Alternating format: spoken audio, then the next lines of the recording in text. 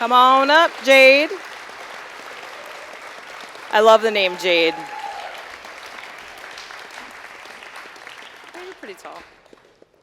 Are you changing your mind? Are you switching out? All right, here we go. No, that's okay. You gotta do what you need to do, girl. Sorry. All right, come on in. Thank you. How's that? Thank you for the height. It's great. Thank you. Give it up.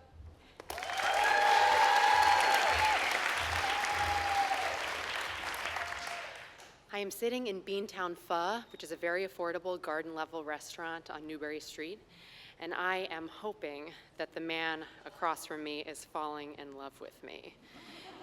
He is so attractive, close-cropped hair, strong-nosed, earnest expression, and I think, yeah, he's probably falling in love with me. I'm smart, I'm funny, confident, but there is one huge problem.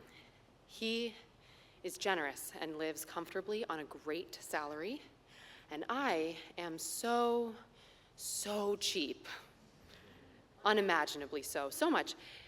Back in my Cambridge apartment, there is a whiteboard, and on this whiteboard, I record every dollar in and out of my savings account, and at the end of the month, I ensure that I am net positive. Things like going out to eat, coffee, beer, wine, these things are in a different color, red, the color of shame, because they are not necessary expenditures, and I am trying to hoard as many dollars as possible. At the end of our meal at Beantown Pho, Eric tips generously, and as we leave, he invites me out again, and he invites me out this time with a bunch of his colleagues, and we are just gonna go to dinner and drinks.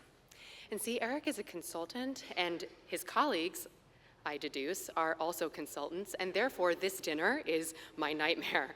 I envision this hellscape of like being at a restaurant and like tiny plates are whipping out of the kitchen and they're all tapas plates and they cost $20 each. And then at the end of this dinner, we're all just gonna make a neat pile of credit cards on top of a 2-foot-long bill. And I say, Eric, thank you so much, but how about I just meet you all for drinks afterward? And he takes me up on it, I do. I show up at the Lenox Hotel the next day, and we all have a round of gin and tonics. It's lovely. And then it happens again.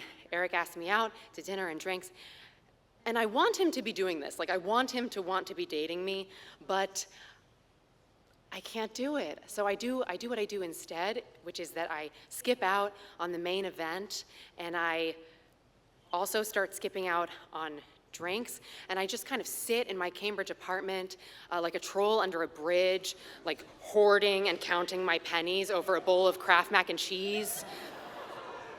And Eric starts like picking up this weird like vibe that I'm giving off, and out of respect starts coming over like after the things that he's doing to hang out with me.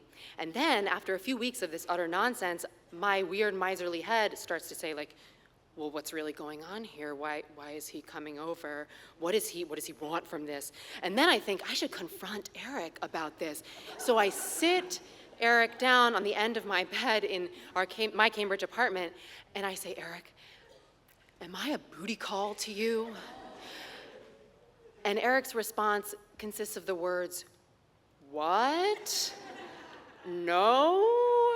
And I invited you to dinner 4 hours ago, and you said no. So I think, oh my God, it's time to fess up. I gotta tell him about this freaking whiteboard. And I do. I say, I'm not avoiding you, I'm not avoiding your friends, I'm avoiding spending money with you and your friends. And Eric, bless him, does not run in the opposite direction. He holds my hand and he asks questions. And we talk about my finances openly and honestly for maybe the first time in my life. I've never talked about it with anyone. And we talk about it for so long that eventually I just have to open my laptop and like log into bankofamerica.com and just show him the accounts. And it's like someone's doing surgery on my heart and I'm like awake and watching.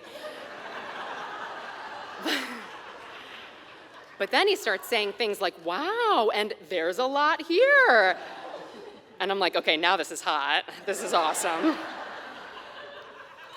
And so then basically, he teaches me that maybe there is a little bit of room beside my frugality, and maybe my frugality does need a little bit of tempering. Maybe there's a happy medium.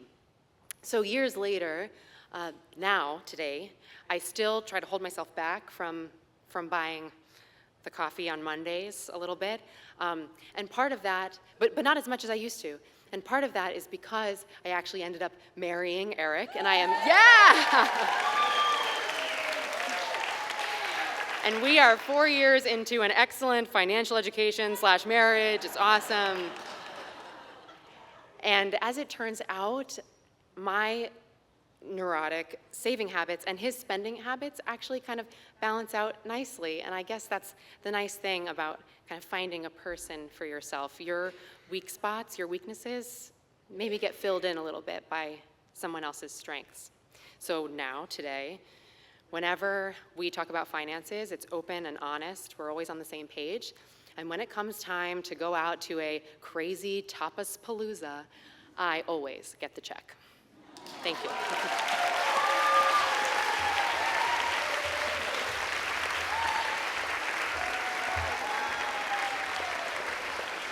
Jade, I love. Give it up for Jade.